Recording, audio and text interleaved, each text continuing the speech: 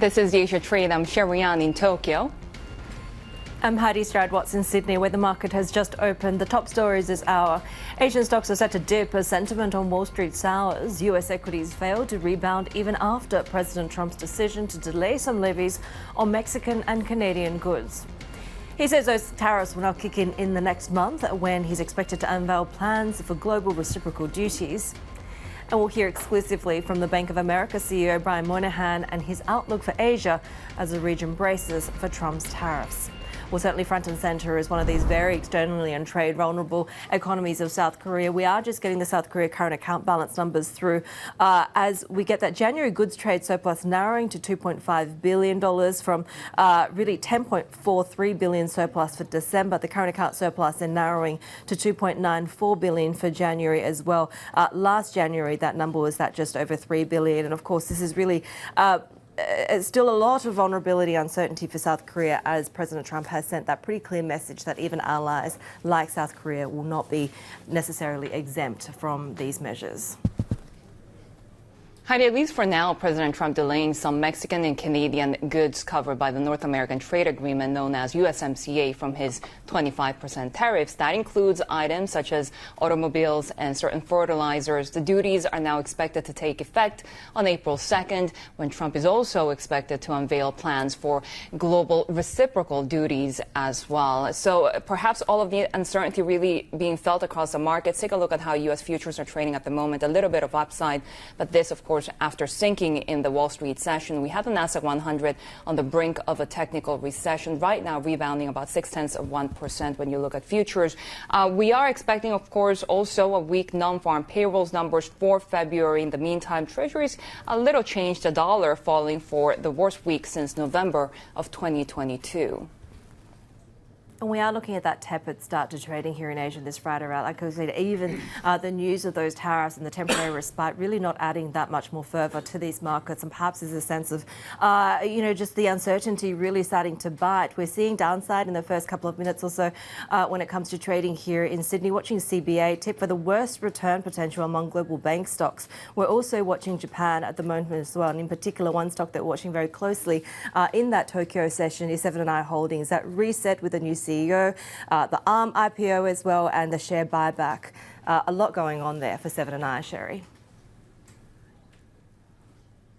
We'd also like to welcome our listeners from Bloomberg Radio, as we're now joined by a special guest. He runs Bank of America, which operates in over 35 countries, including, of course, here in Japan, where they opened their first Tokyo office in 1947. In fact, Asia accounting for about 39% of the bank's international revenue last year. Joining us exclusively is Chairman and CEO Brian Moynihan. Brian, good to have you in the Tokyo studio. It's good to be here, Shery. I mean, it's a very exciting place these days. I mean, you guys have been operating since, the end of World War II. How is your business going? It's great. So we operated in the banking side since the end of World War II. We've operated on the security side and became a full member in '86. So we've been here a long time. About 800 teammates, one of the largest non-Japanese banks in the city. Corporate banking, investment banking, treasury services, and obviously the markets business. Done very well here. What parts especially are we seeing more excitement about? Well, if you think about Japan, the excitement overall is the changes in structure. Obviously, the interest rate structure coming up. Inflation from a country had no inflation for years, for 30 years. It changes people's attitudes, wage growth. And then also on the other side of it, you're seeing the corporate reforms going through, which are critical, and the push for the government to move the money outside the deposit banking system into the investment system, which will happen, which is drawing a lot of interest from outside world. So we're hearing a lot of M&A dialogue, and it was up last year, and we expect it to be up this year.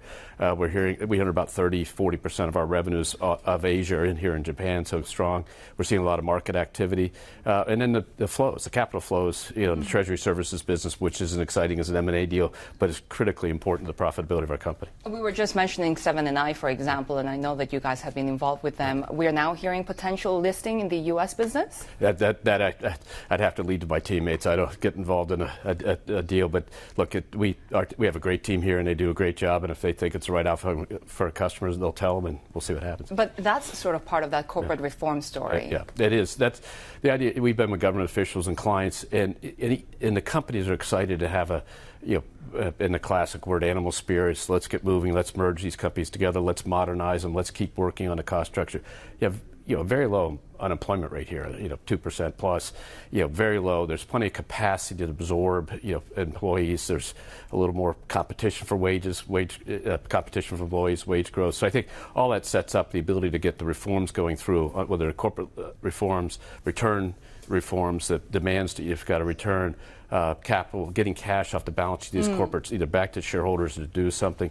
But in the end of the day, you've got to come back, and it's got to be wise deals that are strategically important, that add value, because spending money is the easy part. Making it really get the returns after you spend it is the hard part. There's more in the pipeline for Bank of America when it comes to deals this year. Yeah, it just, the amount of conversation, the amount of excitement, both inbound from outside the rest of the world, and also outbound from the large companies here continue to expand across Asia, but importantly into the United States, because frankly a lot of the manufacturing debate that you talked about in the earlier section is they need to expand their manufacturing to maybe avoid potential tariffs, which is unknown what's going on. Yeah, how much does that add to business uncertainty for you? Well, I think clearly on the business side, you after the election, you had businesses very enthusiastic about the lower regulatory burden they'd have, the ability to get deals done, and you went from conversations last summer, which were sort of interesting conversations with the boards. Our teammates tell me they go in and they talk, and they'd show them these deals, and they'd say that makes sense, but it may be hard to get it done now. To get in here and let's talk about these deals. President Trump's administration has made it clear they're trying to get some things done, which may cause some short-term, sort of lack of understanding. That affects the business community, but they're saying, in the end of the day, and the president said in a speech the other day, we may have some short-term disruption to get to the long-term goal of downsizing government, downsizing regulation, et cetera. And I think the businesses now are sort of saying, well, I've got to figure that answer out. And that's fine, because it's what it feels like forever, a month or two or three. But meanwhile, on the consumer side, you're not seeing any change in activity, despite what they're saying, which is interesting. Tell us a little bit about that, because in your last earnings call in January, and that was before the inauguration of President Trump, you were saying that consumers were still spending more than last year. Is that still the case? So if this is sort of the dichotomy of what a consumer says they're thinking about versus what they actually do. So if you read the information of the last month or so, consumer confidence has come down, and they're worried about inflation going up and all that. That's sort of what they say they're going to do. What they really are doing, in the month of February, they spent 6% more money out of our accounts into the economy than they did last February. And year to date, it's about 6.5%. You compare that to the fourth quarter, it was about 4.5%. We felt pretty good about that. So the consumer is still spending. And by the way, if you look at what they spent on food, basically flat in February. So despite the discussion about egg prices and things, the actual total expenditure is about flat. Services, travel, entertainment, growing, and that helps drive jobs, because all spending by consumers drives jobs, but the ones that are service-oriented and the entertainment require a lot of people's services. Aren't other policies from the administration, though, a little bit more disruptive when it comes to, say, immigration and hiring for these small and medium-sized businesses? Well, if you go to small and medium-sized businesses, they've been facing two issues. One is the real cost of money went up a lot for them, because they borrow on lines of credit, short-term lines of credit, and so they have to make sure, when you're talking about you have SOFR at 4.5% or whatever, plus their spread, that was SOFR at 50 basis points plus their spread. That was a big change in rates. So they had to always be more careful. When you saw them kind of conservatively handle their lines of credit usage and stuff, then the election happens and they feel really good about the regulatory. But they started noticing they weren't be able to hire as easily and stuff. And so they're worried about, where people think they're worried about inflation, they're actually right now a little bit more worried about getting employees and running the businesses. And I think as these policies settle in, you'll see them settle in. But they were over-regulated. All companies were, but the small, medium-sized businesses felt all the labor regulation stuff. We have thousands of people can deal with it. They don't. And so if you're running your own business, and they feel good about that, but it's offset by, let's get a set of rules set and then we can go. How soon do you think they'll get some help from the Federal Reserve by lower rates? Well, the market now, I think, put 3 cuts in after some of the data. And the market's been all over the place in a sense because over the last 90 or 120 days, I bet you we've had 5, 6 cuts to 0 cuts, back to 3 cuts. Our team believes that the Fed is kind of done cutting rates until inflation kind of gets in control. They believe that and I'd say they may, as they're thinking about that, given that if these tariffs go in, they thought that it would have some impact on the growth in the U.S., and that may cause them to think about that. But right now they're saying, look, you've got a real rate structure, which is Fed. You've got employment pretty stable and loosened a lot over the last year. And so maybe their view is there'll be no cuts. We'll see what happens if they start to see. You also don't think inflation is getting under control, or there are upside risks?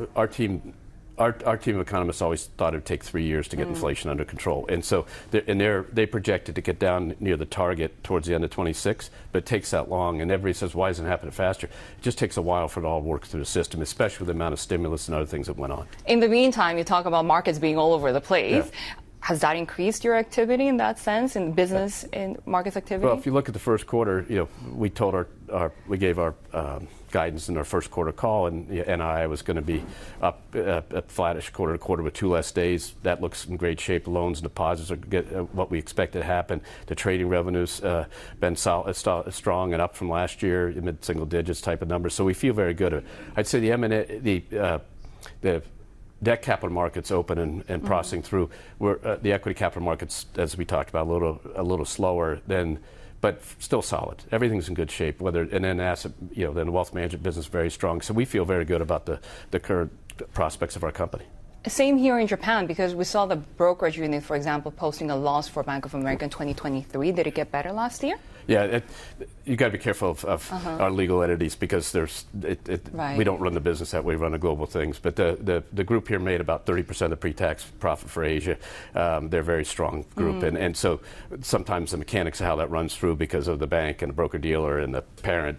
I wouldn't get too concerned about or too interested in the legal entity. When it comes to the JGB trading aspect of things, are you seeing more interest? Are you building that up? Yeah, we continue to add people in the trading business across the world, honestly. Jimmy DeMar's done a great job. We've moved up about 200 basis points or so in market share across the last 5 years. We've given them more balance sheet, more risk to take. They've done a good job of deploying it, and they keep adding everywhere. As the activity picks up, we're adding people here, too.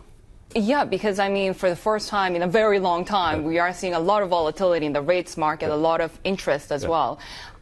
We've heard about difficulties hiring, for example, rates traders, because all of a sudden this became so exciting. Yeah, that's going to be true. And I think one of the keys, and you personally are saying this, there's a lot more people coming from the outside to work in Japan, and the rules and regulations allow that to happen. So we'll also hire internal people, but if there's not enough, we'll bring people from around the world to help on it. It's an exciting city to live in Tokyo, so it's not hard to get people to come here. And you're able to get them in and work, and so we feel good about that. And from the country's perspective, that's one of the things after women came into the workforce and after there were people worked a little longer, what you're seeing is foreign workers coming in of all different types stuff. And so we feel good about that we can get prospects here. But it is a tight labor market, there's no question. A lot of talent, but a lot of demand for that talent. We are seeing also a lot of interest by activist investors, and you have a big advisory in that sector. Yeah. What are you seeing in terms of business? Agree with you, and I think I'd be careful about only equating that to activist investor.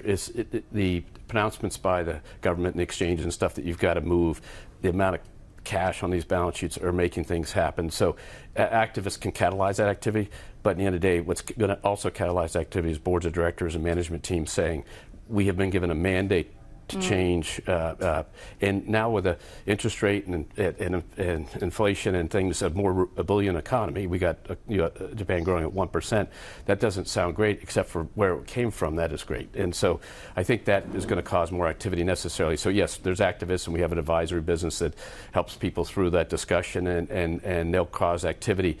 But the imprimatur by the government to drive activity also causes it. And when I talk to CEOs of companies with big market caps, they're figuring out how to reposition themselves to keep driving.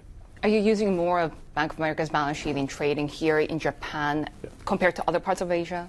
Asia, we have 5 or 6% growth, so you really have to be careful. So in Australia, we have a great business, and so We've added about $200 billion across the world in trading balance sheet, and what percentage of one here, I have to get somebody to give me the statistics, but we're supporting the business everywhere.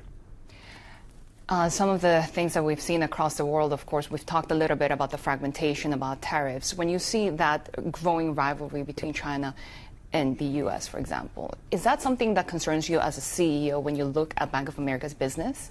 Yeah, well, our business is going to reflect our customers and clients, and so in the U.S. that's consumers and wealthy consumers and business of all size and corporates and then investors. Outside the U.S., our business is very specific. It's large companies, and large investors, and so anything that causes them to move money, we have to follow and help them do it. So it'd be great if everybody were all on the same page and everything was perfect. That just never happens. It's never happened in the world's history. It's not going to happen tomorrow either. So I think the concerns of how to move money around and how to where to invest, I think at the end of the day, we're sitting here in Tokyo. This has become a favorite place to look, and there's other places like this around the world. The United States is a strong place to look as we travel around Europe and other places. So I think it's really going to reflect those customers as opposed to us catalyzing activity and us running our business differently.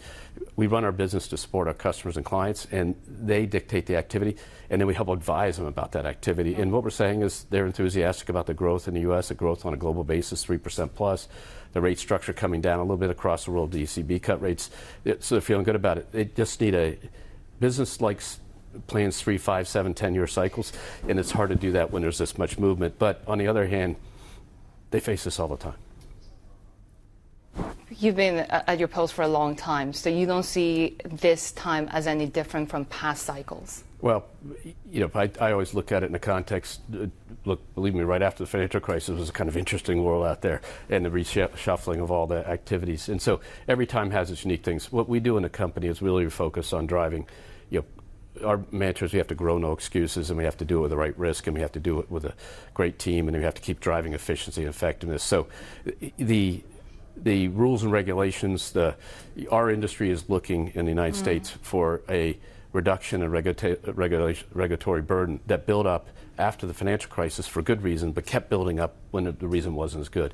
Those things are important to us because, frankly, it allows us to serve our customers better. You're having those conversations right now with President Trump. Yes, it's been going on for a while. And so the Secretary of Treasury spoke yesterday in New York and laid out some of his thoughts. And so this isn't new. This was going on for a while. And so our job is to get a set of rules that are fair and down the middle and help businesses be strong and help the economy grow with the right risk management. And I think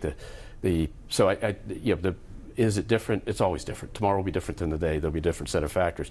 The question of how we run our company is consistent, and we run that company to have how we drive it is important to serve those clients, do it the right way, do it and make good money, and do it the right way. The shift in geopolitics in the world environment, macroeconomics, but also it seems in culture as well. This rollback in DEI initiatives, for example, which includes Bank of America, will it have a negative effect, especially across Wall Street? Look, we think of our company as creating opportunity, and think of it two ways. You can look in the mirror, you can look in the window. And so the mirror, it's who we hire. We hire from 400 plus schools we go to. We hired 30,000 people from low and moderate income neighborhoods, giving an economic opportunity they wouldn't otherwise have. 10 to 15,000 veterans over the last 5, 6, 7 years. So we hire people and create opportunity for them. And those teammates then can do everything they want to do. Like last night we had an alumni group here in Tokyo, and you had people who worked our company 15 years and went off to help create a startup and stuff, which is also good for the Tokyo, the Japan economy. And you had other people who retired and other people who did a lot of things. But the idea is we create opportunity. That's the window. And once they're here, then the question of how they feel is important. And so we have 300,000 memberships on employee groups, et cetera. The rules changed in the United States. We had to change to reflect that. But the principle of having a great workforce that is well-trained and has a chance to do everything we want to do at Bank of America and recognize their opportunity is good. Outside our company, we also look at the opportunity to create that through our lending activity and everything, and also the programs that we work with to help other companies find and access teammates who are going to get an economic opportunity. You join our company, you start at $50,000. You get all the benefits. You get training. You get education reimbursement. And when I meet with the teammates who have been with us 15, 60 years, they started as 17 or 18-year-old kids in part-time, and now 50 years later had a great career. That's what we want people to have at Bank of America. Right, Moynihan, you have to join us again. You've talked about how many opportunities you see in Asia, especially Japan. So it was really great talking to you. Thank you so much for coming here. He's the chairman and CEO at Bank of America. Coming up on the Asia trade as well, we have Minotaur Capital explaining how their fund uses AI to pick stocks, and we talk global investment strategy with the Bank of Singapore. Also, Eurasia Group will be with us as we look ahead to Friday's foreign affairs briefing at China's National People's Congress. This is Bloomberg.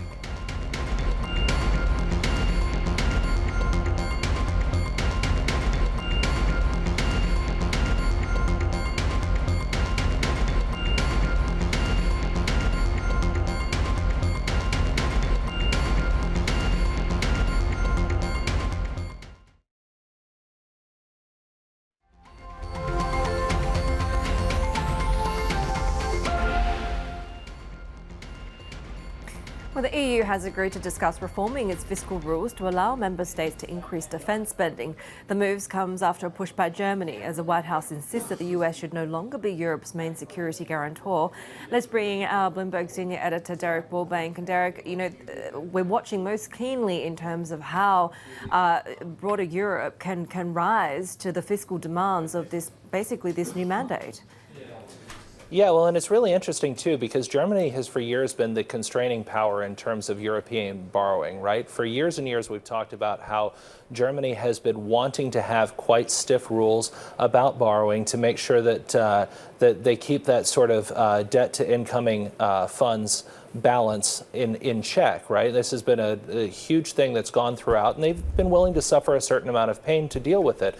What's changed now is the fact that Donald Trump has made very clear that the United States should not be the mainline defense backstop for Europe, and that Europe would need to play a bigger part. Now, he's said that before a lot, but there really is a view now in Europe that that they cannot take the idea that the U.S. is going to be there as sort of an ironclad thing. So there has been an idea that they're going to move forward with this. Now, this is very preliminary. This is the start of talks. There is a lot to go here, but it does look like Europe is going to have a much bigger defense spend, both now, as you can see on your screen, as well as in the years going into the future.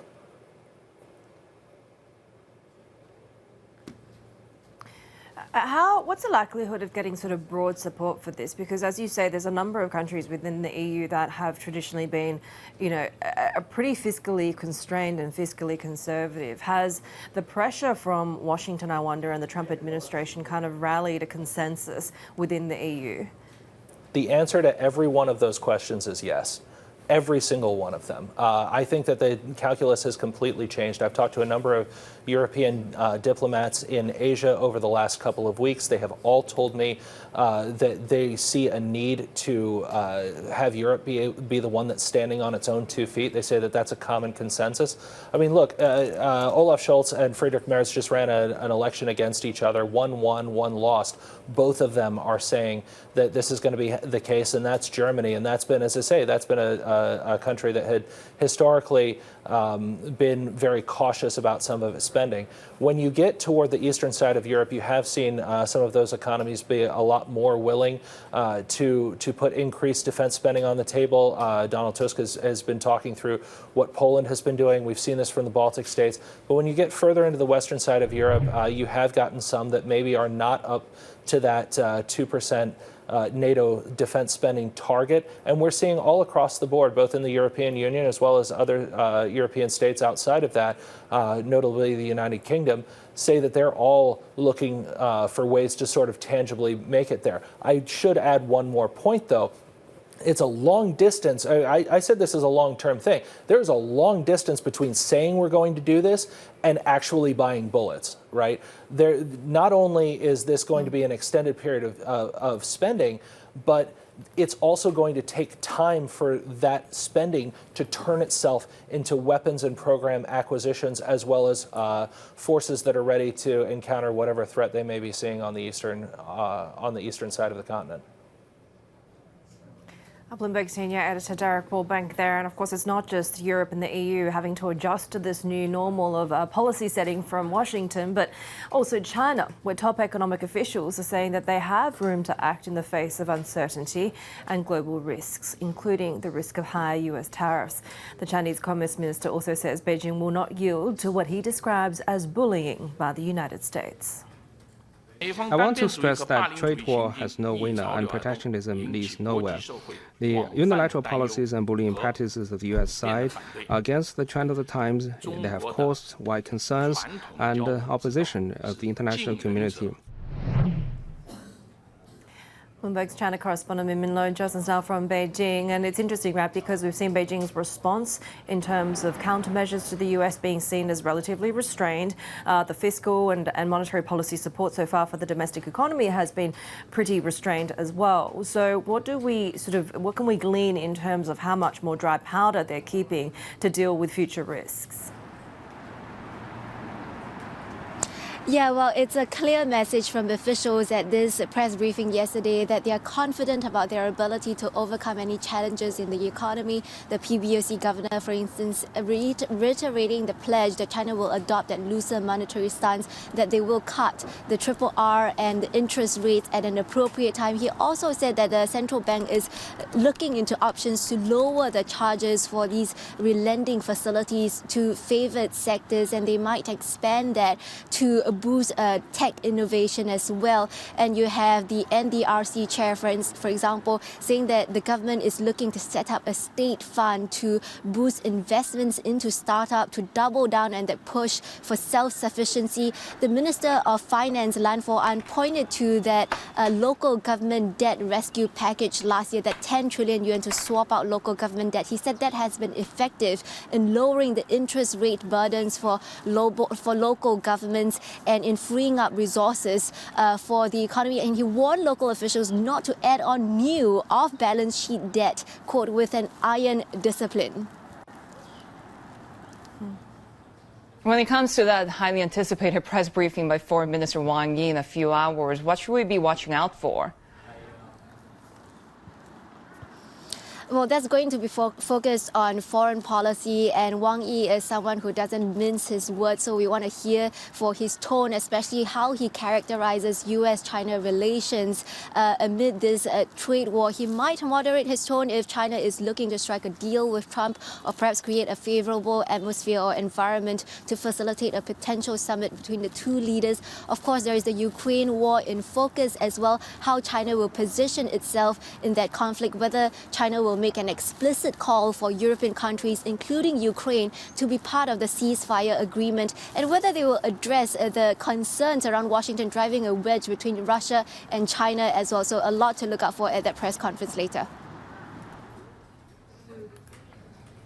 Bloomberg's Min Lo there with the latest out of Beijing as we look ahead to Wang Yi's highly anticipated foreign policy speech later on today. Also anticipated, and it has been sort of scrubbed a few times as we look at these optimal conditions for a potential launch here for SpaceX to launch their Starship rocket. This would be the 8th test flight, I should say, of the Starship rocket. We had a delay earlier this week, multiple delays, in fact, over the past few days due to issues with the spacecraft. Elon Musk had said that inspections would take place, and we are seeing another attempt. Well, just about, I should say, about 50 seconds to that launch time now. They have been looking at late 2025 for the first launch when it comes to from Florida. That's still pending regulatory approval from the Federal Aviation Administration. Of course, this is really key when it comes to SpaceX ambitions, the most powerful rocket ever built and key to Musk's dream, Shery, of sending humans and cargo to the moon and space. Yeah, deploying satellites into space. They will also attempt to release 4 dummy satellites designed to mimic the size and weight of Starlink internet satellites. But of course, we still have to watch for that conflict of interest concern that we're seeing around Elon Musk, his work in government, and of course how that relates to his federal contracts. We're right now seeing that launch happening. This is, of course, the 8th time that Starship is launching after that postponement earlier this week.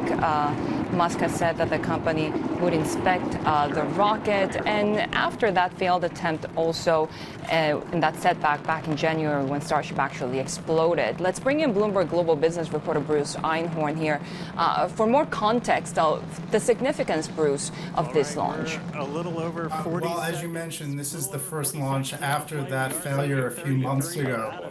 So there'll be a lot of eyes seeing what happens.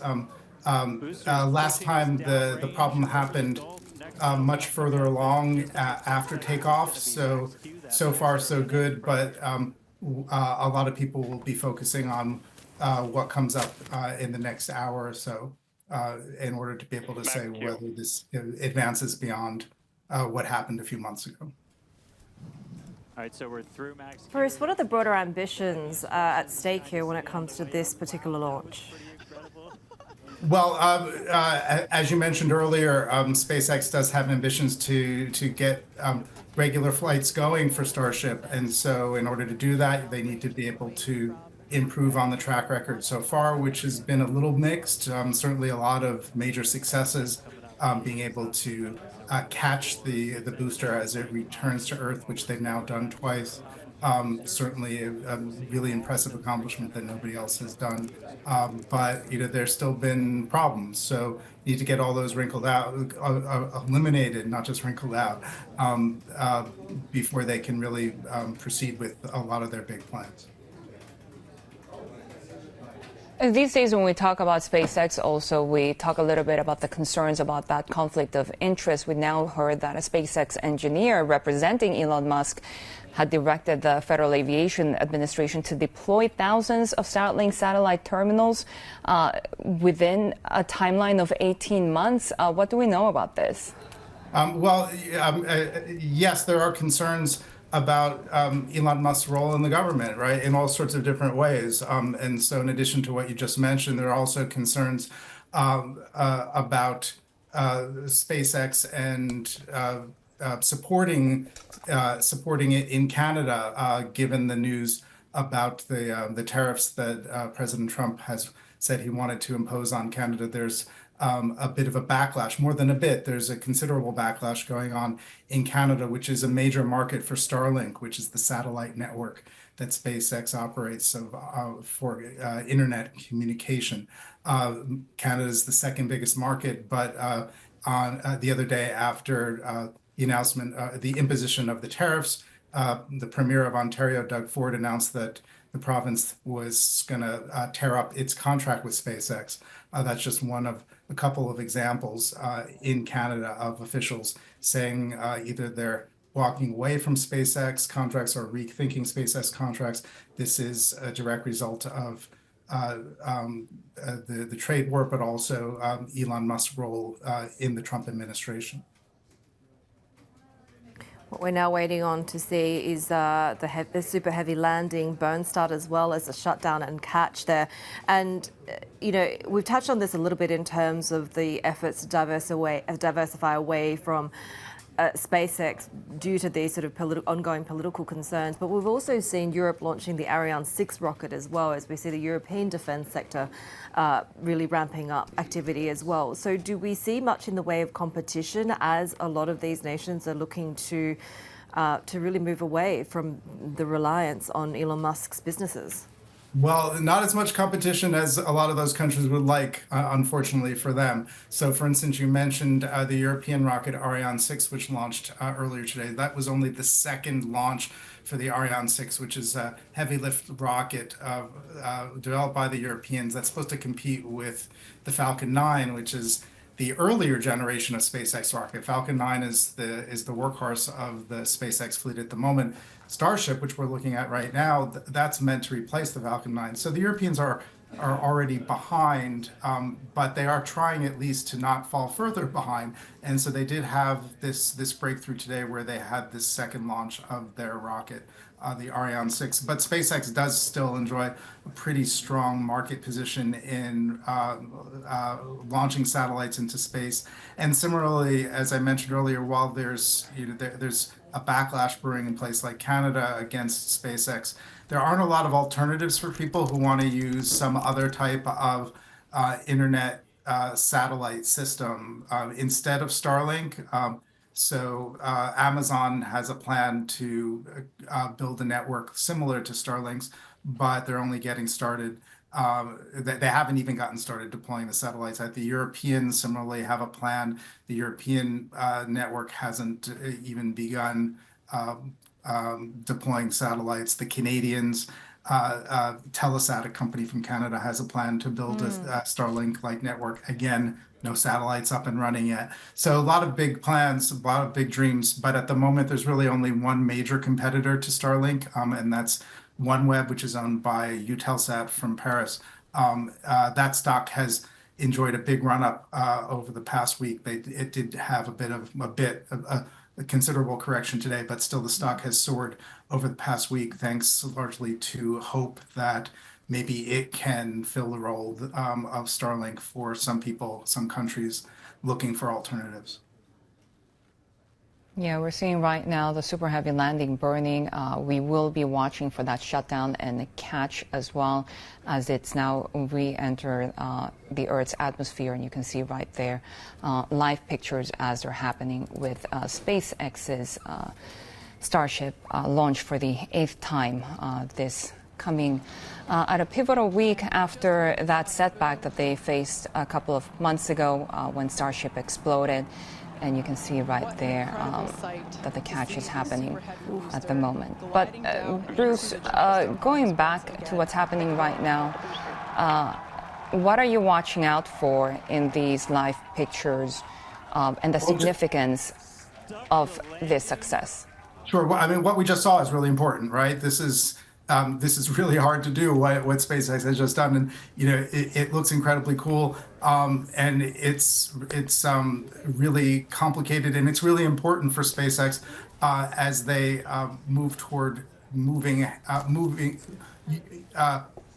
reusing the Starship, which is what they want to do. It's supposed to be fully reusable. So being able to catch the booster like that is really important for their ability to have frequent launches going forward. So that said, keep in mind that the last time they had a test, they did the catch successfully. It was only afterwards that there were the problems. So they're still not in the clear yet when it comes to this mission of success.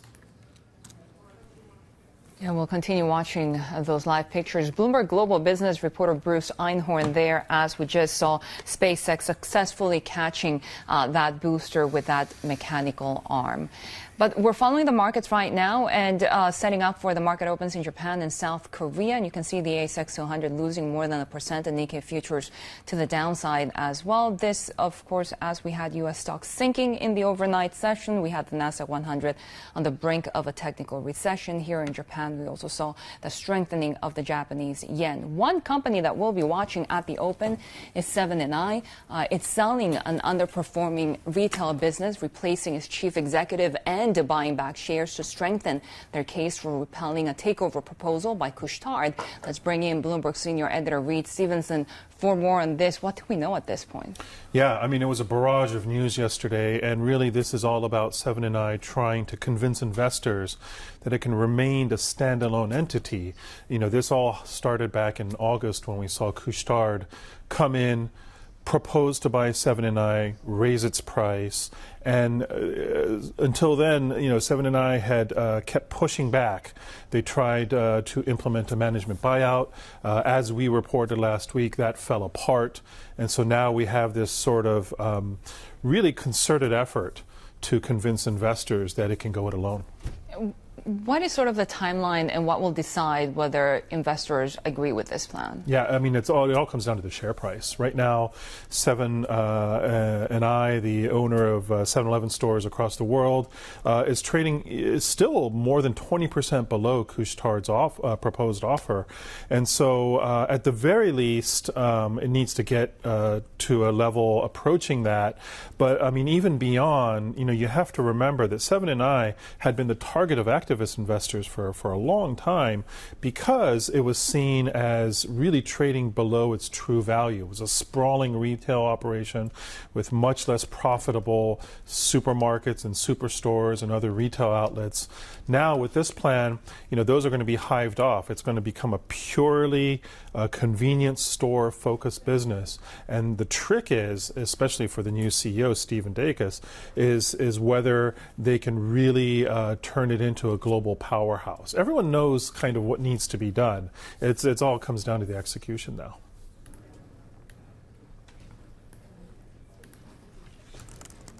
Our Bloomberg senior editor Reid Stevenson there with the latest. Let's get you back to SpaceX because we have SpaceX declaring that they've lost contact with the Starship rocket.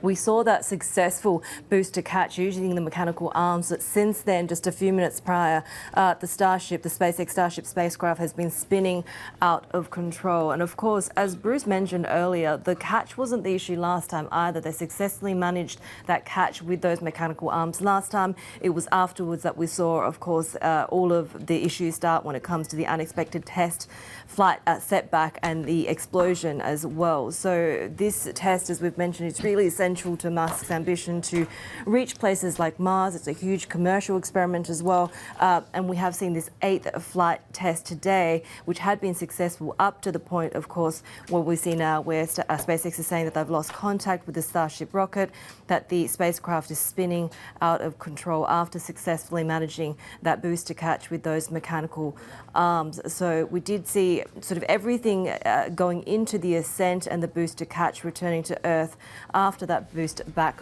burn being conducted quite successfully, but now it seems that they've run into a few issues again. We'll keep you up to date as we get more details. This is the Asia Trade. This is Bloomberg.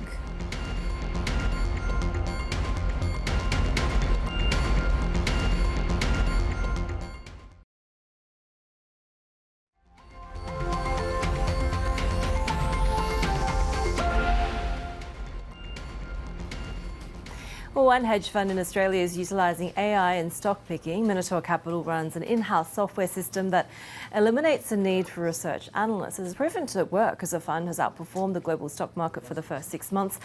Armina Rosenberg is the co-founder and portfolio manager at Minotaur Capital and joins us now in Sydney. Armina, really great to have you with us. And I'm particularly interested in this in terms of the context of, we've spoken to a lot of fund managers and money managers, and they say with this environment, Trump's tariffs, geopolitical threats, so much uncertainty where you can have policy change from hour to hour, that their positioning has been so short and the manoeuvrability is a real issue. Have you found that AI stock picking has helped or hindered in this environment? It's definitely helped. I think if you're a fund manager these days that's not using AI in your processes, you're going to be left behind, because the ability for you to react to everything that you just talked about is infinitely sped up by the fact that you use AI and large language models.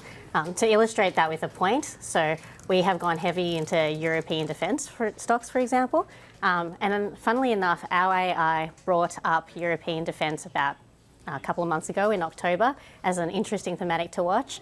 And then we have since used AI and large language models to produce really deep research onto the European defence space and suggest a couple of European defence stocks that we are now in. So tell us about sort of what your, I guess you can call it the Trump trade or the Trump proof kind of portfolio looks like at the moment in terms of your top picks and most interesting names. We try to be super diversified so that we don't want to come to an investor at the end of the day and say, oh, we underperformed because the US underperformed, or we underperformed because momentum stocks underperformed. And so to Trump-proof your portfolio, you've got to be diversified. So we have a bunch of AI names, and they're getting hit right now, right? So, your NVIDIAs and Supermicros of the world are definitely feeling the pinch of some of the Trump actions, but introducing European defence has basically provided us a hedge to all of our AI names, which we still believe in on a longer term thematic. We definitely think that the rise of AI and large language models has meant that you definitely need compute power, and obviously NVIDIA is the leader in compute. So happy to own that position, but to kind of, I guess, counteract some of the short-term positioning of that, we have gone into European defence. So we own stocks like Rheinmetall, which is a German defence stock. We own BAE Systems, French defence stock, and Airbus. And you've actually used your in-house artificial intelligence to actually find opportunities here in Japan even. Tell us a little bit about that. Yeah, so a really interesting case in point of how we've used our AI technology. So our software system has been developed proprietarily in-house. It's called Torient, which is a combination of Minotaur and orientation. So Torient actually introduced a stock to us called Chugai Pharmaceutical, which is a Japanese pharmaceutical play. And the way that Torient works is it ingests 35,000 articles a week, everything from Wall Street Journal, Financial Times, Bloomberg, but also things like Asahi Shimbun, which is a local Japanese newspaper, or Kontan, which is a local Indonesian newspaper. And it was actually from a local Japanese article that Torient found this company called Chugai Pharmaceutical. And the strategy change that Chugai was undergoing is developing a lot more drugs in the GLP-1 space. Interestingly, everyone talks about Eli Lilly and Novo Nordisk for playing the GLP-1 thematic, but Chugai Pharmaceutical is developing a drug called orforglipron, and that is an oral GLP-1. So at the moment, Ozempic and Wegovy, which everyone has heard about, they're injectable drugs. But if you had the ability to ingest a pill rather than inject yourself, you're going to completely open up that market. So we see that as being mispriced. People don't know about Chugai. I mean, obviously the Japanese stock market is well less under-researched than your US stock market. And so Chugai's been a fabulous performer for us so far, but we're going to see further gains as more results come out on that experimental drug. Does your system also take into account, for example, currency fluctuations? We're seeing a lot of volatility with the yen. Yes.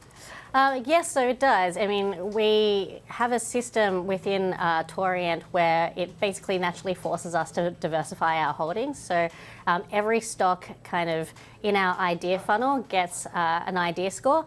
So what the idea score is basically forces us to diversify our portfolio by saying these are the ideas that are going to naturally diversify it. So what I mean by that is if we had a lot of Japanese stocks in the portfolio and a Japanese stock came into the idea funnel, it would say I'll give this stock a penalty because it's a Japanese stock. If we had a lot of consumer discretionary stocks in the portfolio and one of the ideas in the idea funnel was a consumer discretionary stock, it would say, penalize this because it's a consumer discretionary stock. If we didn't have enough value factor in a portfolio and a value stock came into that funnel, it would say, okay, give this a bonus because it's a value stock. So it actually forces us to prioritize. If you think about fund managers, they have a lot of problems with prioritization. It forces us to prioritize our list according to that diversification benefit as a risk mitigating factor. On the one hand, I guess using AI to stock pick is the real sense of democratization of being able to access stock markets, right? And that intelligence and research. But not all large language models are created evil and certainly equal, and certainly the way that you prompt them plays into it as well, right? Yes. So what sort of process do you go through when it comes to prompting the LLMs? Yeah, I think a lot of people make the mistake of treating an LLM like it's a Google search, right? So just putting in like even with this strategy change, we're looking for companies that are undergoing strategy change. But that's not saying to an LLM, give me a list of companies that are undergoing a strategy change, right? It's a 2-page prompt, and we bring in a whole bunch of examples that we've found in our past of companies that are undergoing a strategy change. So it's things like capital allocation decisions, new product lines, maybe an activist getting involved, M&A decisions. And so you need to really parse out exactly what you want to ask a large language model. Then interestingly, one of the other things we've found has been a really cool tip for AI users is there's a function within ChatGPT called deep research. Basically allows you to produce a very detailed report in 15 minutes. So it's funny, like I used to be a sell-side analyst. It can produce an initiation report in about 15 minutes. That used to take me months to do, right? But one of the things we found really interesting is you can go to one of ChatGPT's other models, O1, and write a prompt for deep research. So, so that's what we found we do. We literally get one large language model to write a prompt for another large language model. Do you have a preference? I mean, do you think that, say, DeepSeek, for example, would have better intelligence on, onshore equities? Yeah. We are large language model agnostic, and we have an extensive system behind Torrent that actually tests a lot of the different answers that comes from all of the LLMs to find what works the best. DeepSeek, we found, is kind of more knowledgeable in a general sense and on sort of mathematical problems, and I guess problems that have hard and fast answers. I think like the OpenAI models tend to be a bit better at sort of that higher level thinking and reasoning. You do have to be careful of, I guess, the framing of the model and where it's from in terms of the perspectives that it brings. Like, you know, obviously, famously, DeepSeek doesn't answer questions about Tiananmen Square and the like. That's something that you've got to, I guess, just adjust for in your own thinking. Yeah, thank you so much. It's been really fascinating. Armina Rosenberg, who's a co-founder and portfolio manager at Minotaur Capital. More ahead on the Asia trade. This is Bloomberg.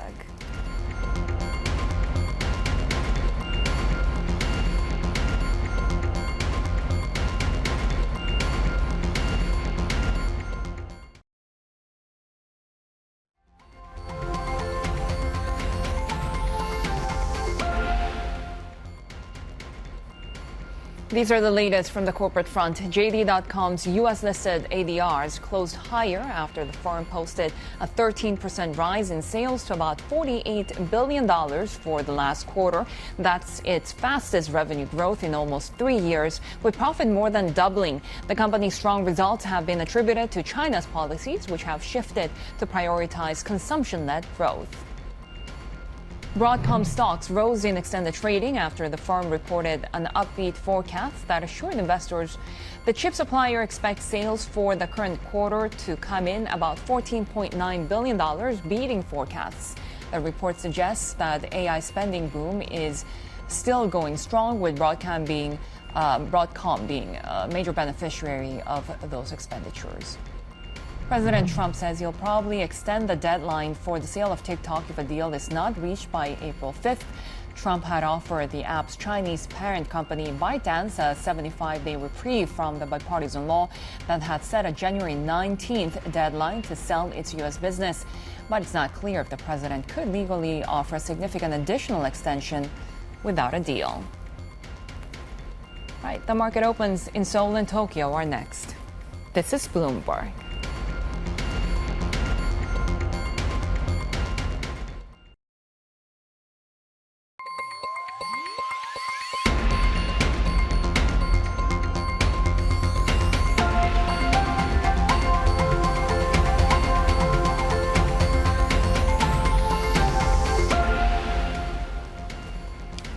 This is the Asia trade. We're counting down to Asia's major market opens and really bracing for that impact after the sell-off on Wall Street. Haidi, we saw the Nasdaq 100 on the brink of a technical correction. We are watching the Treasury side of things as well. Despite the fact that we saw those tariffs delayed on Canada and Mexico, it seems investors pretty anxious right now. Yeah, it does make you wonder whether this is sort of almost agnostic to the direction of the policy path. Right at this point, all of this uncertainty is just creating a lot of chaos when it comes to how investors want to proceed. Of course, there's also eco data that we're watching up for, not to mention how that impacts the Fed goes ahead. So certainly a lot for markets to contend with, and it has been a really frenetic week.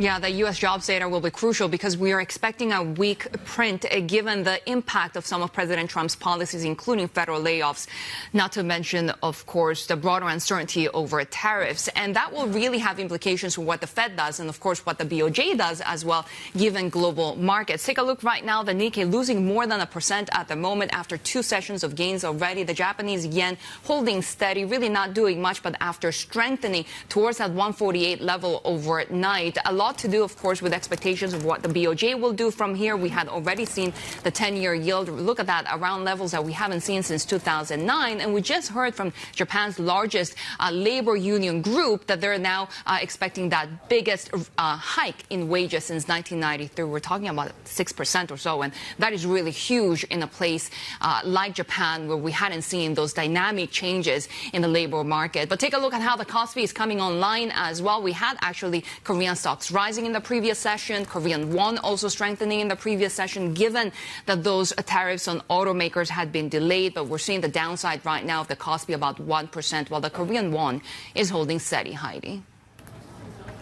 Take a look at what we're watching when it comes to trading here in Australia. We're seeing Aussie stocks really extending that retreat as well amid this tariff whipsaw that continues to confound investors. We're seeing downside of 1.3% at the moment. Banks in particular falling with not a great outlook when it comes to CBA. Just this increasing uncertainty at the moment. We're seeing financials and some of the big banks, the biggest laggards there. The Aussie dollar largely unmoved at the moment.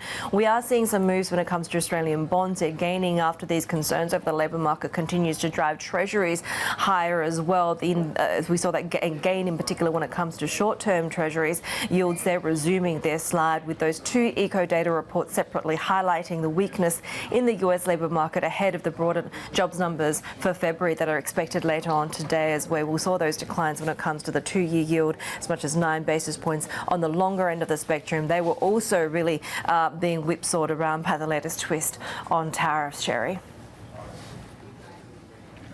Yeah, let's bring in Jean Chia, Global CIO at Bank Singapore, to really digest everything that's happening across the markets right now. And Jean, as I mentioned, we are really bracing for that U.S. jobs numbers. And the expectation right now in options trading is that we might see a move of about more than 1% or so, either direction, depending on those numbers. What are you watching? Yeah, thank you very much for having me. And I think, if I could describe the state of affairs, as you also mentioned this morning, it's everything, everywhere, all at once. I think it's happening around the world in terms of uncertainty. What is clear, however, is the data in the first quarter is likely to be fairly noisy in terms of, as we have seen also, the front loading of imports in the US also leading to January trade deficit numbers being higher. But also on the jobs front, we do think that there will be volatility. Our expectation is somewhere between 150 to 200 for the non-farm payrolls. But we also are conscious that there will be lag effects, for example, of some of the job cuts on the federal level. So we are already seeing, in terms of unemployment benefits for federal employees, that's also creating some noise in the system, and that's also spiking higher. So it's suffice to say that when you do have an environment where the tariff situation and also US policy is in flux, there will be a reaction function from the rest of the globe. So as you have seen, China as well as Europe, the two areas that we are watching very closely in terms of a fiscal boost. China, as you've seen, has after the two sessions and also the government work report reiterated the commitment to a 5% growth number. And that is something that will also drive markets here in Asia. Yeah, I mean, we do want to get to China, of course, a lot happening there. But staying with the Fed, for example, because of the implications of these U.S. jobs numbers and perhaps what, as you said, are the implications more globally, take a look at our question of the day today. Can the U.S. Fed actually be cutting more than the ECB this year? And I guess this idea that perhaps U.S. exceptionalism is fading or could fade given the uncertainties around just government policy, tariffs, and also inflation as well. What do you think? Excellent question. I think what we've seen in Germany over the last week is really a pivotal point. The proverbial gloves off in terms of a fiscal boost. So in terms of defense spending as well as infrastructure spending, this is quite unprecedented, probably from an era of really conservatism in terms of the fiscal area.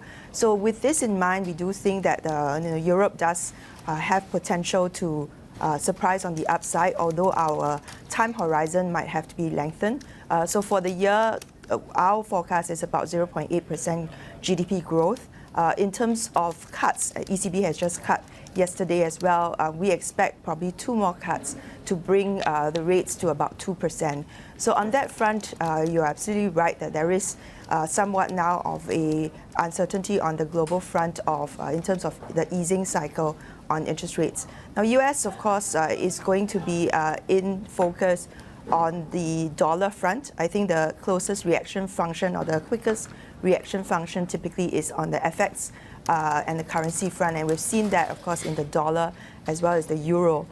So our expectation is that there will be some pressure on the US dollar this year.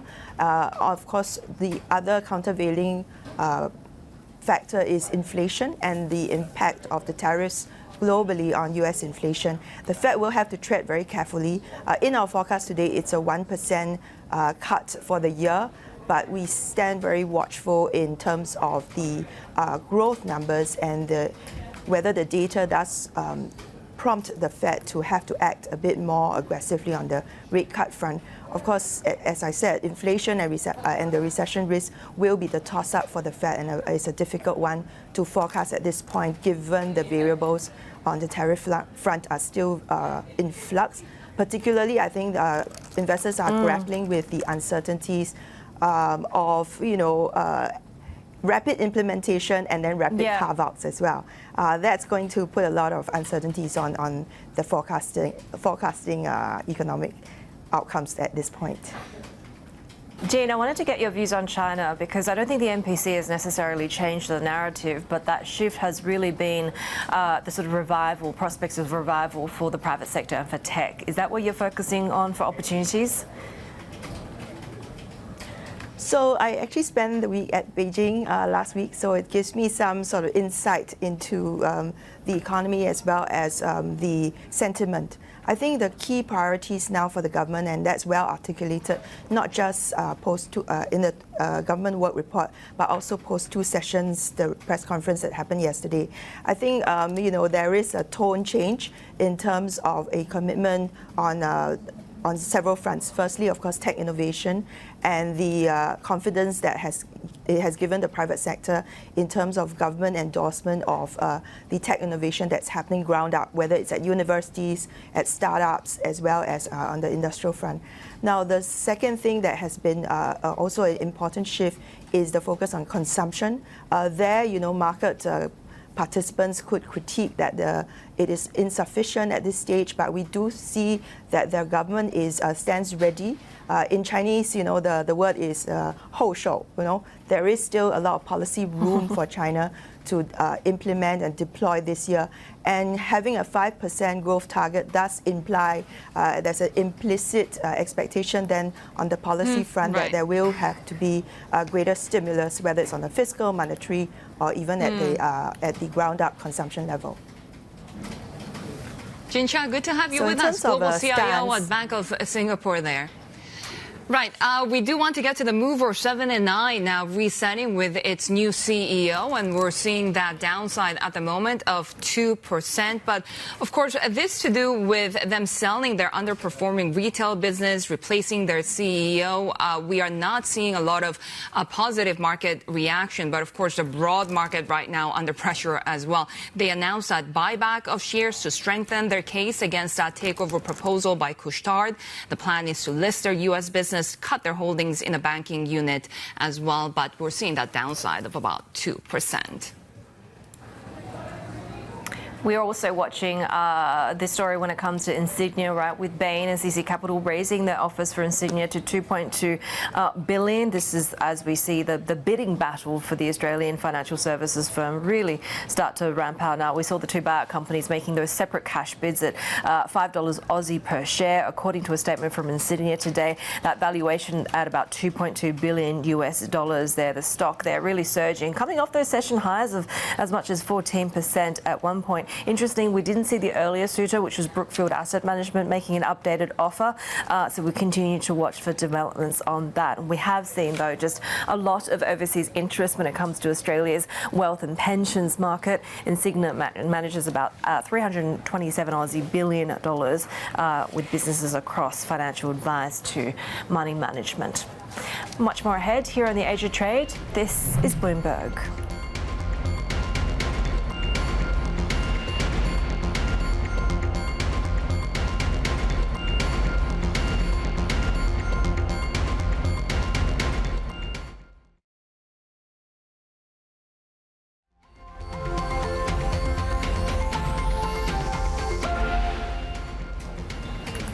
Well, President Trump is pausing tariffs on Mexican and Canadian goods covered by the North American trade agreement known as the USMCA until April 2nd.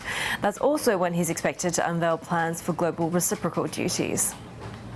Most of the tariffs go in April the 2nd. Right now we have some temporary ones and small ones on relatively small, although it's a lot of money having to do with Mexico and Canada. but the predominant tariffs they'll be reciprocal in nature. We're also hearing potentially of an executive order that's under consideration when it comes to levies and fees on Chinese-made ships. So let's bring our Bloomberg senior editor, Derek Wallbank. There's just constantly a lot of going on and the sort of whiplash. It was interesting that we saw, investors still not positive even after this delay.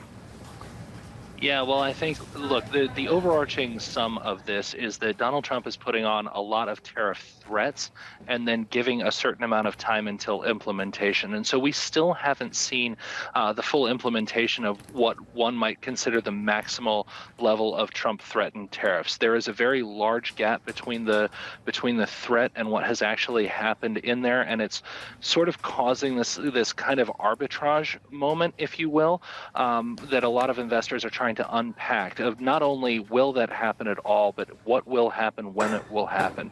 Now, what we're seeing here with the U.S. and Mexico and Canada is another one of these extensions. There is a fairly substantial how would I call this? Maybe kind of a hole in this that you could drive a shipping container through, and that is that if you're going to say that this exempts a lot of the stuff that's covered by the U.S. Mexico-Canada free trade agreement, that is substantially a lot of things, right? And so this is a pretty good sized pause, maybe not everything, but a lot of things, and then we get into reciprocal tariffs. Now, what that will look like is anybody's guess right now. The U.S. has signaled that they're looking to include a whole range of factors, not just the tariffs, but also potentially consumption taxes and other sorts of things when they figure this out. So we're awaiting word from the White House to see what the full schedule of all of those things is going to look like. I think that is going to be a document or a series of documents that is extremely closely watched, as well as whether or not that April 2 happens to be an implementation date, or it's just when we find things out and then the implementation date is further away. What we're seeing right now broadly is this growing fragmentation, right? Whether it comes from the commerce side of things with tariffs, more insular policies, protectionist policies, but also at the same time with the European Union, for example, that fracture with Washington, they're going to continue to increase their defense spending. Yeah, and Shery, I think that's a really important point that you're making, because Europe has just historically, in the post-World War II order, Europe has really relied on the United States to backstop a lot of the defense. Trump has said for years and years that he wants to change this equation. It hasn't necessarily changed, but now we are seeing from European leaders a difference in tone than what we've seen before. I think most notably Germany saying that it was willing to relax on lending rules. And in the face of wanting to increase their defense spending and European defense spending overall, we are seeing trades play out accordingly, where the market is having an expectation that there's going to be a fairly large and sustained increase in European defense spending. So that is something to watch for. I am particularly watching, though, for the fact that this is a lot of talks and this is a lot of early signaling. I want to see how much they're going to spend. I want to see how they're going to pay for it, whether or not that stuff is going to be early or later, because this is going to take a long time, and it's going to take a long time for any of that spending to become something that's useful in the field. Bloomberg senior editor Derek Wallbank there. We're all just trying to navigate Washington's policies right now, whether it's on geopolitics, but of course traders watching tariffs as well. Bank of America CEO Brian Moynihan, though, saying that he remains optimistic about the overall business environment. I spoke with him exclusively earlier today. Take a listen. Well, I think clearly on the business side, you after the election, you had businesses very enthusiastic about the lower regulatory burden they'd have, the ability to get deals done, and you went from conversations last summer, which were sort of interesting conversations with the boards. Our teammates tell me they go in and they talk and they'd show them these deals and they'd say that makes sense, but it may be hard to get it done now. To get in here and let's talk about these deals. President Trump's administration has made it clear they're trying to get some things done, which may cause some short-term, sort of lack of understanding. That affects the business community, but they're saying, in the end of the day, in President said in a speech the other day, we may have some short-term disruption to get to the long-term goal of downsizing government, downsizing regulation, et cetera. And I think the businesses now are sort of saying, well, I've got to figure that answer out. And that's fine, because it's what it feels like forever, a month or 2 or 3. But meanwhile, on the consumer side, you're not seeing any change in activity, despite what they're saying, which is interesting. Tell us a little bit about that, because in your last earnings call in January, and that was before the inauguration of President Trump, you were saying that consumers were still spending more than last year. Is that still the case? So if this is sort of the dichotomy of what a consumer says they're thinking about versus what they actually do. So if you read the information of the last month or so, consumer confidence has come down and they're worried about inflation going up and all that. That's sort of what they say they're going to do. What they really are doing, in the month of February, they spent 6% more money out of our accounts into the economy than they did last February. And year to date, it's about 6.5%. You compare that to the fourth quarter, it was about 4.5%. We felt pretty good about that. So the consumer is still spending. And by the way, if you look at what they spent on food, basically flat in February. So despite the discussion about egg prices and things, the actual total expenditure is about flat. Services, travel, entertainment, growing, and that helps drive jobs, because those all spending by consumers drives jobs, but the ones that are service oriented and the entertainment require a lot of people to service them. Aren't other policies from the administration, though, a little bit more disruptive when it comes to, say, immigration and hiring for these small and medium-sized businesses? Well, if you go to small and medium-sized businesses, they've been facing 2 issues. One is the real cost of money went up a lot for them, because they borrow on lines of credit, short-term lines of credit, and so they have to make sure, when you're talking about you have SOFR at 4.5% or whatever plus their spread, that was SOFR at 50 basis points plus their spread. That was a big change in rates. So they had to always be more careful. When you saw them kind of conservatively handle their lines of credit usage and stuff, then the election happens and they feel really good about the regulatory. But they started noticing they weren't be able to hire as easily and stuff. And so they're worried about, where people think they're worried about inflation, they're actually right now a little bit more worried about getting employees and running the businesses. And I think as these policies settle in, you'll see them settle in. But they were over-regulated. All companies were, but the small, medium-sized businesses felt all the labor regulation stuff. We have thousands of people who can deal with it. They don't. And so if you're running your own business, and they feel good about that, but it's offset by, let's get a set of rules set and then we can go. That was Brian Moynihan, the chairman and CEO at Bank of America there. Take a look how futures in Europe are opening up at the moment as more sort of confidence and certainly enthusiasm builds around the broader defence story, right? We are seeing a little bit of downside, though, going into what has been a risk-off session here in Asia, and certainly risk-off overnight, despite the hold-off when it comes to some of those tariffs under the USMCA. We are seeing downside there when it comes to both German DAX futures as well as Euro Stock 50 futures there as well. We did see a slight recovery for European stocks after an earlier decline after the exemption of Mexico from those new 25% tariffs on certain goods and services, but largely little change by the close. We have kind of been seeing the automakers and the metals and mining space outperforming at the moment, but following on the back of the ECB cutting interest rates and a hint at a possible pause in rate cuts this year, that largely was a boost to sentiment, and it has been a pretty strong start to the year when it comes to the stock 600 more broadly. But there is no doubt about it, there is a lot of uncertainty when it comes to the broader markets at the moment, and even the sort of recent rejuvenation of European assets has not been sort of immune to that. More ahead on the Asia trade, this is Bloomberg.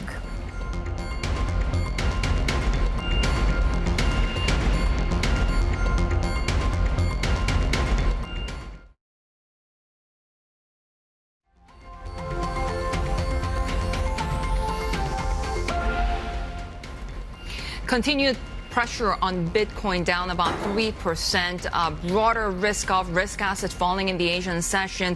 This fall, despite White House crypto czar David Sachs coming out and saying that President Trump signed an executive order to establish that Bitcoin reserve. But of course, we had seen this being choreographed for quite a while, so perhaps a lot of that has been priced in, and risk assets today just under pressure overall with that sell-off on Wall Street.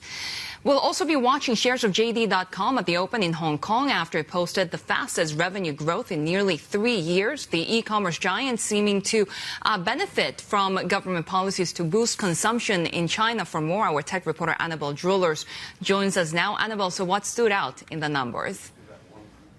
Yeah, well, as you mentioned there, Shery, it really was that focus on revenue growth and sales, for instance, were up more than expected, growing 13% on the quarter. Net income, it also more than doubled to nearly 10 billion yuan. So when you look against those numbers that we had from Alibaba, for instance, last month as well, and their earnings beat on both JD and on Alibaba, it tells you maybe that consumer sentiment is really starting to pick up in China. And all of these efforts from Beijing as well, things like consumer electronics, white goods trade-in programs, they're starting to have a bearing. Here you can take a look at JD.com's returning to double-digit sales growth. That's the company there in yellow versus Alibaba, for instance, in white. But generally, the numbers are good here. Where did you see weakness? I guess one of the things that stands out is the margins at JD, because these are a lot lower than many of its peers in the internet space. So at 3%, but you look at some of the others and you're tracking down to around 30%. So it's really quite a wide gap that you can see in the chart here. So this is something that came up in the earnings call a couple of times. Analysts were very curious to know how they were looking to improve this. JD is saying that they think over the longer term they can reach margins of the high single digits. So that's their goal, and they're saying that the way to do that would be through creating greater supply chain efficiencies. And also just to note as well what came up on AI, because of course we've seen that DeepSeek effect coming across lots of different earnings calls, but the company's essentially saying they're integrating AI against a range of offerings. So AI when it comes to improving the customer experience, AI to increase their supply chain efficiencies, and also AI tools to help with their companies that are selling on the platform as well. So good set of numbers for JD. We'll track it at the open. Bloomberg's Annabelle Jewellers there on some of those China tech names we're watching with particular interest today. One stock that we have been watching that remains suspended, though, from trading here in Australia is Star Entertainment, the casino operator, confirming that it is, in fact, in talks with JV partners. It's been in discussions with JV partners Chow Tai Fook and Far East Consortium on a possible disposal of that 50% equity interest in the Brisbane joint venture.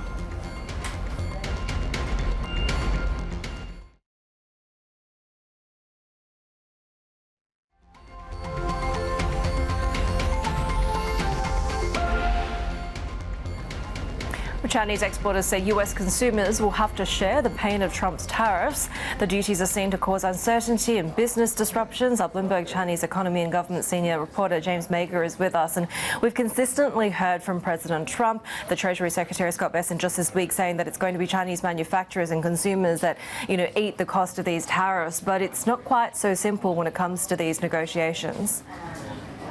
No, and this has been the case in the last trade war in 2018, 2019, and this will be the case again now with U.S. tariffs on China or U.S. tariffs on anyone. No company can say their partner has to eat all of the costs of these kinds of things. It's always going to be a negotiation between the buyer and the seller. If the buyer has massive market power, has huge pricing power, they can try and force their sellers to eat the cost. If it's reversed and the seller has a good that everyone wants and they're the only one who has it, they can try and force their buyers to eat the cost. And so obviously companies are now negotiating. American buyers like Walmart are demanding their Chinese producers take the cost of all of these things, and the Chinese producers are pushing back. And if they're the only producer of whatever good it is, they can force Walmart to take the cost of these things. So it's always going to be a negotiation between, in this case, Chinese companies or Canadian companies or Mexican companies and the U.S. customers about who is going to take the cost. But in the case of some of these products, if you're making hats for Walmart, there are lots of other companies that do make hats for Walmart or could make hats for Walmart. So you're in a pretty bad position. And those kind of products you're going to have to take at least some of the cost of these tariffs. But probably U.S. consumers are also going to have to pay higher prices for these things as well. But the issue also for Chinese exporters is that other countries, other than just the United States, could be imposing their own tariffs on China. That's right. And if you look at Mexico and Canada, the U.S. is trying to basically force Mexico and Canada to do the same as what they're doing to Chinese goods. The U.S. is about 16% of Chinese exports right now. If you add in Mexico and Canada, it takes up about 20%, 21%. So if that does happen, then that is going to be a bigger hit for China than just if the US was doing it. You are seeing some other countries putting tariffs on specific products. So, South Korea and Vietnam have put tariffs on specific kinds of steel. You saw that happening in South America last year as well, where steel producers especially were being hit by cheap Chinese exports. And if this trade war does go on, and Chinese sellers can't sell into America, or it's more expensive to sell into America, they may and probably will try and sell to other places, and that will then create a reaction from other countries. So you will see, if this continues on for 6 months or a year, you will see not just steel, but other goods as well being tariffed by other countries. But it depends on what good you're talking about and which country you're talking about. If you look at Australia, for example, Australia doesn't have a car industry, so they're happy for cheap Chinese cars to come to Australia. And if those cars become cheaper because they can't be sold in America, that's great for Australian consumers. That's not the case in Europe. They don't want a flood of even cheaper Chinese EVs coming into their market because European companies compete with Chinese companies in that space. So it's not going to be a universal reaction. But if Chinese goods can't go to America, then they will go somewhere else. And if they go somewhere else, they have to compete on price. And if they become cheaper, that will spur a reaction. A Bloomberg Chinese economy and government senior reporter James Maker there.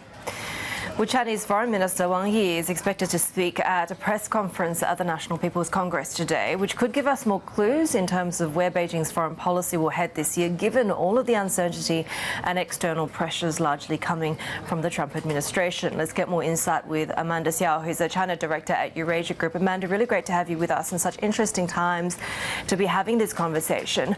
I thought it was pertinent that we did hear from Wang Yi when he spoke at the Munich Security Conference, and he really tried to position Beijing as being a partner to Europe, a partner to the world in, a vision of still multipolarity at a time when the US is retreating. Do you think this is a real strength for Beijing to be pushing at this point?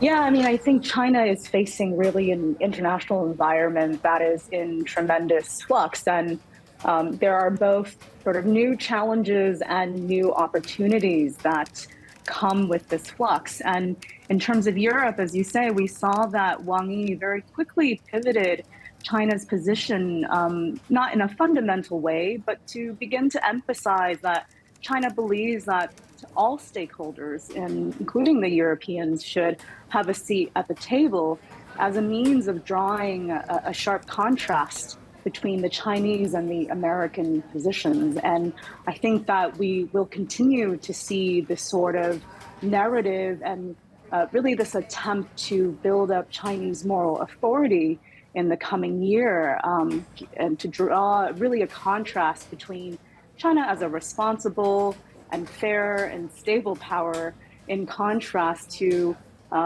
this characterization of the US as unreliable and chaotic and prone to the use of coercive tactics to achieve its ends. So I imagine that this narrative will be a central piece of Wang Yi's press conference, but will continue to be a central piece of China's narrative in the near term. That geostrategic shift is a delicate one for Beijing, right? Because at the same time, I would imagine they would be feeling quite uncomfortable about these deepening ties between the US and Russia, at the same time wanting to perhaps look into more opportunities to partner with Europe in light of the treatment of Ukraine. How does that play out, do you think, in terms of opportunity and risk, and how that reshapes, the traditional relationship that Moscow has had with Beijing and vice versa? Right. It's a tricky situation for China. Now, outwardly, Beijing is projecting a fair amount of confidence over its relationship with Moscow. And as part of that, we've seen a number of public engagements that are meant to signal continued solidarity. But at the same time, it can't be avoided that a significant improvement in the US-Russia relationship will likely mean that Russia will have more diversified political and economic options, which will inevitably mean that Beijing's leverage over Moscow is likely to decrease. And China will be very attuned and sensitive to this shifting dynamic. Now, China's goal will probably be to encourage Moscow to not let its engagements with Washington come at the expense of the China-Russia relationship. But of course, at the same time, as we've mentioned, China sees opportunity in its relationships with European countries given the US's treatment of Europe and Ukraine. And the goal there will really be to encourage European governments to adopt a more, as China would term it, strategically autonomous foreign policy strategy to essentially be less aligned with the US in its competition with China. But on that front, I think it remains unclear how far China can get. What could you gauge from the announcement of the defense budget from China, which was broadly in line with how much they spent last year with that budget goal, for example? Yeah, the official budget remained at 7.2% of GDP, which is the same as what was announced in 2023 and 2024. This is really meant to demonstrate continuity in China's military modernization efforts in spite of the slowdown in China's economy. Now, however, China's actual defense budget is notoriously difficult to calculate and a source of debate in the China watching community. And so the actual figure is likely much more. When it comes to the broader budget and growth goals and budget deficit goals, for example, does that sort of give you an indication of how Beijing potentially wants to set up his economy to fight a more protracted battle when it comes to trade? Yeah, so in the work report this year, the GDP growth target was again set at 5%, which is an indication of continuity. Eurasia Group context suggests that setting a slightly ambitious, GDP target is a helpful vehicle by which the leadership can convey its seriousness about prioritizing growth, given the downside pressures that is anticipated from escalating U.S. tariffs. So we do see that there is this projection of continuity and confidence despite the potential for additional tariffs. But we also see that that the leadership continues to discuss its challenges fairly openly, but that the pledges of stimulus support remain relatively conservative. And a part of that is a tactic for managing potentially much higher pressures from the U.S. And is a means of holding some of the stimulus measures in reserve in case of more pressures from the U.S. in the form of tariffs. Amanda Hsiao, good to have you with us, China Director at Eurasia Group there. We have more ahead. This is Bloomberg.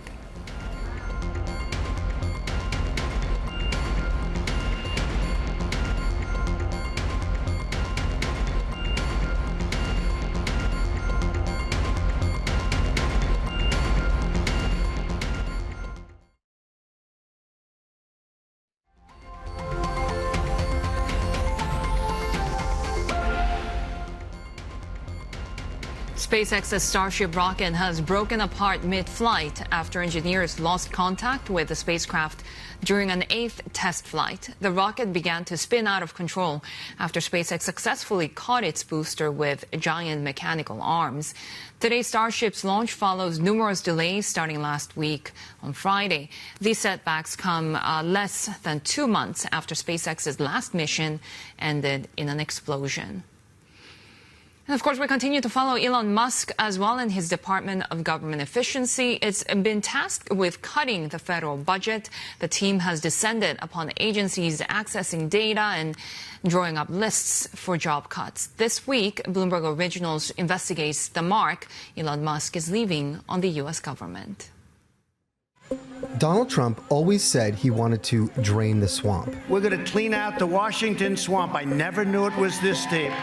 It's a catchphrase to describe what he claims afflicts Washington. But unlike the beginning of his first term, this time he has taken swift action. And he knows just the guy to help. Elon Musk Doge. Perhaps you've heard of it. The Trump administration is allowing a private citizen to kind of have the keys and to do all of this while Congress is basically letting it happen and the judiciary is struggling to keep up. We do need to delete entire agencies.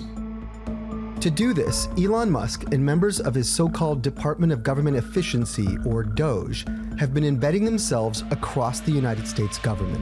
Department of Education, Department of Energy, USAID, Department of the Treasury, Department of Defense, Social Security, you name it, they are there. Musk has kind of been approaching all of this with a lot of glee. He's joked about being the Bobs from Office Space. What would you say you do here?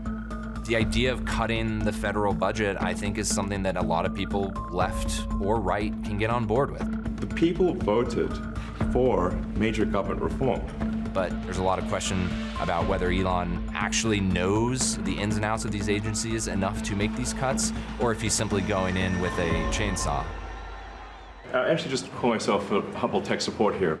This feels a lot like private equity going into a new company. You look at the books, you sell distressed assets. This disruption is all part of the plan. This is how Elon Musk runs his companies.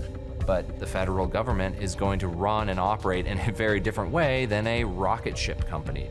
So what are the consequences, intended or otherwise, of trying to turn the federal government into a startup? And is that what Trump and Musk really want?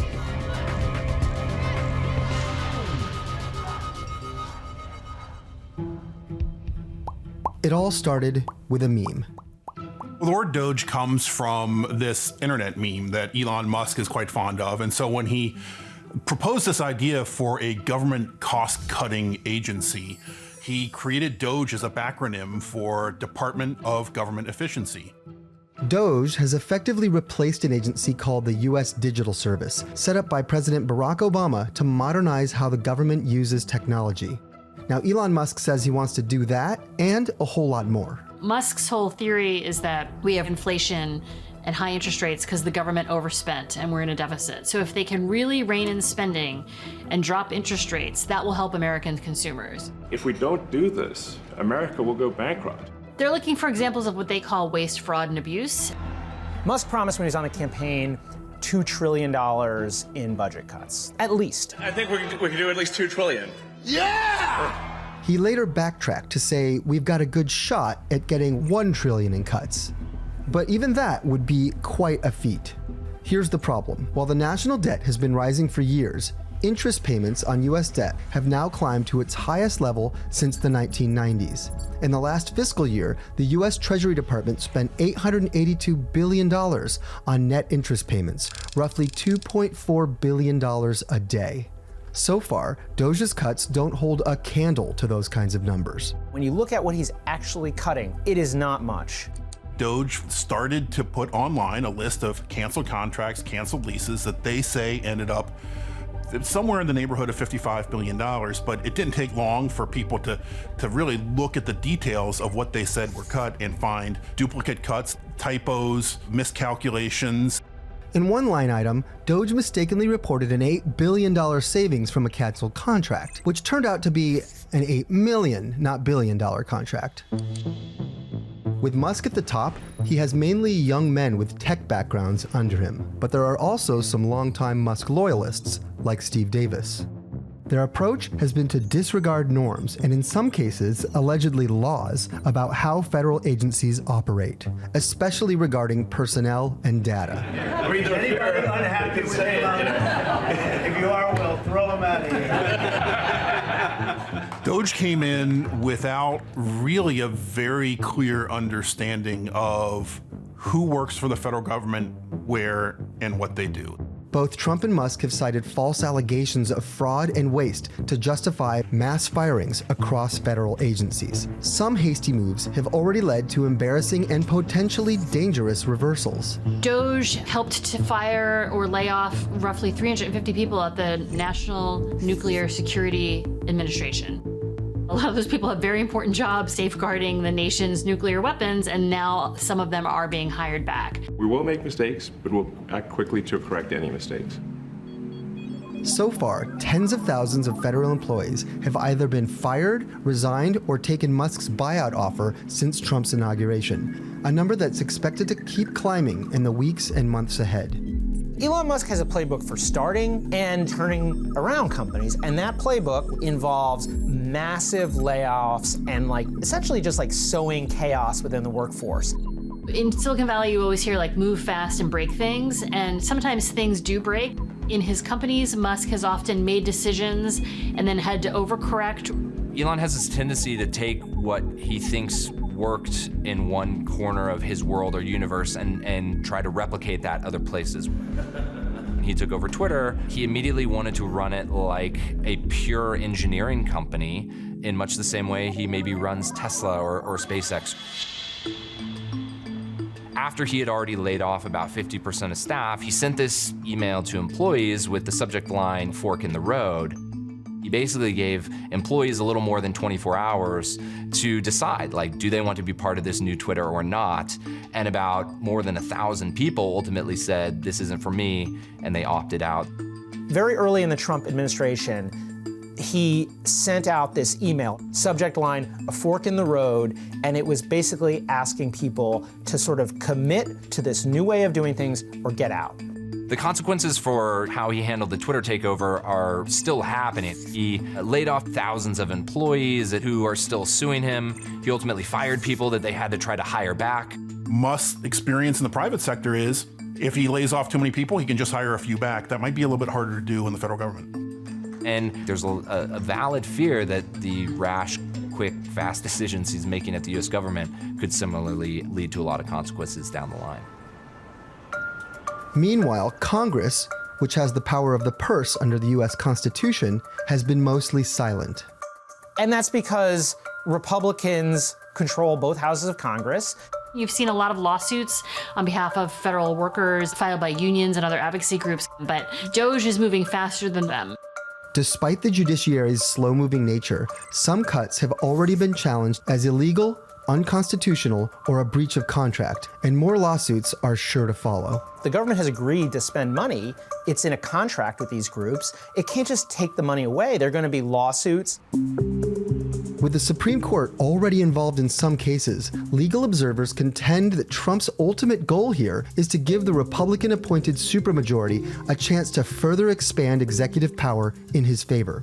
In fact, Trump's current director of the Office of Management and Budget, Russell Vought, is an author of Project 2025, a plan to expand executive power, slash federal budgets, and weaken regulatory oversight. I'm not sure that Elon Musk has read Project 2025, but nevertheless, a lot of parts of Project 2025 are coming to fruition through DOJ. Russ Vought and the OMB and Project 2025 and then DOJ, they're sort of running on parallel tracks, but I think they have similar missions. The overall goal here with the DOJ team is to help address the enormous deficit. It's not an optional thing, it is an essential thing. That's the reason I'm here. Despite Musk's purported benevolence, he and his multi-billion-dollar empire stand to gain a great deal from paring down the federal government, and the potential for conflicts of interest are everywhere. SpaceX is regulated by the FAA, for example, and is a huge government contractor at both the Pentagon and with NASA. Is he really the best person to decide if, say, Boeing or Lockheed Martin, which are both SpaceX competitors, should have contracts? He owns a car company, Tesla, that the National Highway Safety Traffic Administration regulates to make sure that these autonomous vehicles that he's trying to develop don't run over people. At least 5 inspector generals that were looking into Elon Musk's companies were fired by the Trump-Musk administration. These inspector generals, who are independent, protected by law. Musk claims that his transparency allows the public to call out any of these conflicts. It's not like I think I can get away with something. I'll be scrutinized nonstop. But the official White House response leaves it up to him. The president was already asked and answered this question this week, and he said if Elon Musk comes across a conflict of interest with the contracts and the funding that DOJ is overseeing, then Elon will excuse himself from those contracts. The fact that the White House is saying that he will self-police any potential conflicts is a conflict in and of itself. Just last year, Elon Musk was promised $3 billion from close to 100 contracts with the federal government. While first it was Twitter employees and then federal civil servants, America as a whole is now facing that fork in the road. The best case scenario, DOJ goes in, it makes it more efficient, and somehow It turns the civil service into the government equivalent of Tesla. The worst case scenario is Twitter, where it's super great for Elon Musk, but along the way, there's a lot of damage to the original business, which is operating the military, feeding the poor, paying out your Social Security. That all kind of falls by the wayside. Those two possibilities, that is a fork in the road that all of us face. And you can watch the full version of that documentary by our Bloomberg Originals team on the Terminal, YouTube, and Bloomberg.com. We continue to watch cryptocurrencies, Bitcoin at one point slumping more than 5%. This despite President Trump signing an executive order on creating a Bitcoin reserve. The key point here seems to be that there will be no fresh government buying of additional assets for the stockpile beyond those obtained through forfeiture proceedings. So the executive order now saying that that reserve will be capitalized with Bitcoin owned by the federal government that was forfeited as part of criminal or civil asset forfeiture proceedings. This executive order also directing a full accounting of the federal government's digital asset holdings.